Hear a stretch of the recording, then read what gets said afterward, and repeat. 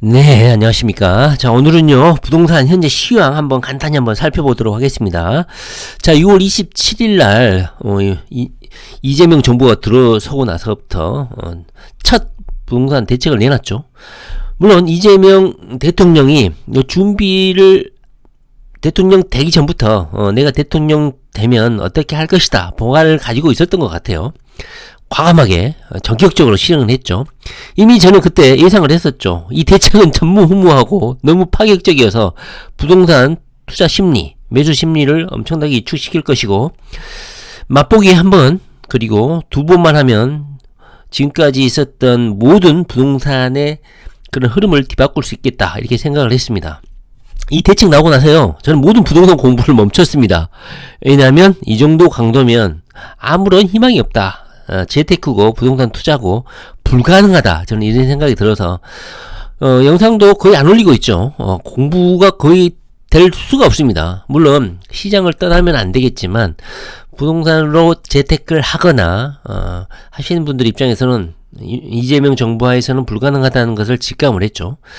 2억 이상 대출 불가능한 거, 이건 둘째치고 나서 2주택 이상이면 대출 자체를 안 해주기 때문에 일시적 1가구 2주택, 이것이 구멍이었거든요. 이것도 불가능해요. 왜냐하면 6개월 내에 새로운 집으로 이사를 하고 기존 아파트를 매매를 해야 되기 때문에 6개월 안에 안 팔리면 어떻게 할 거야. 이런 위험을 감수하기가 너무너무 두렵기 때문에 이 부동산 시장에서 전부 다 발뗐죠. 자, 6월 27일이면 딱 6월 말에 발표하다 보니까 시기상으로도 딱 통계에 잡히기 좋습니다. 바로 6월 27일 발표하고 나서 7월 1일부터 7월 30일까지의 주택 매매 동향, 그 통계가 드디어 한 달치게 나왔는데요. 저는 이게 전초전이라고 생각합니다. 물론 이 제도에 적응하기 위해서 시간이 필요하겠지만 이것이 가속화됐으면 가속화됐지 이것이 멈추지는 않을 것이다, 이런 생각이 듭니다. 일단 이 부동산 대책 시행하고 첫 한 달 심리 어떻게 변했는지 한번 보시겠습니다. 7월 부동산 시장 소비자 심리 조사에 따르면 서울의 주택 매매 시장 소비 심리 지수가 150, 엄청났었죠. 폭등이었죠. 서울 포모 심리가 있었는데 33포인트나 급감한 수치로 117로 마감이 됐다. 그리고 지방 같은 경우도 떨어졌는데, 여기 보면 지방도 124, 그렇게 높지는 않았죠. 지방도. 그런데 거기서 더 떨어져서 110.5로 감소했다. 이것은 평균이네, 평균. 지방 같은 경우는 뭐 109에서 약간 이 정도 떨어졌는데, 워낙 지방 주택시장은 좋지 않았기 때문에 거기서 거긴 것 같습니다. 그래서 평균으로는 124인데, 물론 100 이상이기 때문에 아직도 소비 심리가 살아있다고는 할 수 있겠지만 급전직하죠. 뭐 33포인트나 떨어졌기 때문에. 제가 생각하기에는 8월달 뭐 휴가철도 끼어 있고 여름 무더위 때문에 집을 보러 다니는 사람이 없잖아요. 그래서 더욱더 이 소비 심리 지수가 폭락하지 않았을까 하는 생각이 듭니다. 그렇다면 뭐 전세 시장, 월세 시장은 더 높지 않겠냐. 사람들이 집을 사지 않고. 역시나 전세 시장, 월세 시장도 많이 떨어졌다. 수도권 102, 전국은 101로 많이 하락했다. 100이 기준인데 가까스로 100을 수성하긴 했는데요. 다음 달 이 소비 심리 지수 국토연구원 발표 나오면 그때 깜짝 놀라지 않을까 하는 생각이 듭니다. 저는 솔직히 희망이 없습니다. 정부 부동산 대책이 너무 강력해. 이거는 기존 50년, 60년 동안 해왔던 반복된 그런 부동산 대책하고는 차원을 달리하기 때문에 쉽지 않을 것이다, 이런 생각이 듭니다. 부동산 강사들, 부동산 유튜버들 다 죽어나가고 있죠. 할 게 없습니다. 이것은 극복하기가 불가능하기 때문이죠. 저는 그래서 뭐 국토부 장관이 새로 임명이 되기는 했지만 그냥 가만히 있으면 좋겠어요. 가만히 있으면 아파트 가격 자동으로 안정이 됩니다. 그런데 정부 입장에서는 꼭 뭔가를 하죠. 거기에다가 부양책을 한다든가, 뭐 부도 건설사가 있으니까 PF 뭐 대책을 마련해 준다든가, 정부에서 매수를 해준다든가, 뭐 대출을 풀어준다든가 하면서 항상 구멍이 생겼어요. 그런데 이번에 새롭게 국토부 장관이 들어서면서 벌써 정부가 또 손을 대기 시작합니다. 이렇게 되면 지금까지 안정화를 찾고 있는 이 아파트 시장이 또 변화가 일어날 수 있습니다. 그냥 가만히 있으면 되는데 인위적으로 뭔가를 하게 되면 풍지박산이 나죠. 현재 국토부 장관이 가장 늦게 임명이 됐는데요. 어떤 대책을 세울 것인지 아직 정확히 밝혀진 바는 없지만 인터뷰라든가 취임 일성에서 말한 부분을 고려하면 이렇게 앞으로 대책을 마련하겠다고 합니다. 하도 공급하니까 주택 공급 확대 중심으로 정책을 펴겠다.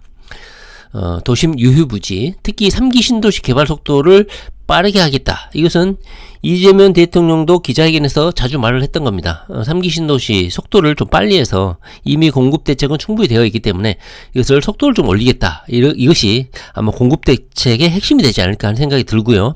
실제로요, 3기 신도시 본청약도 현재 진행이 되고 있는 게 꽤 있습니다.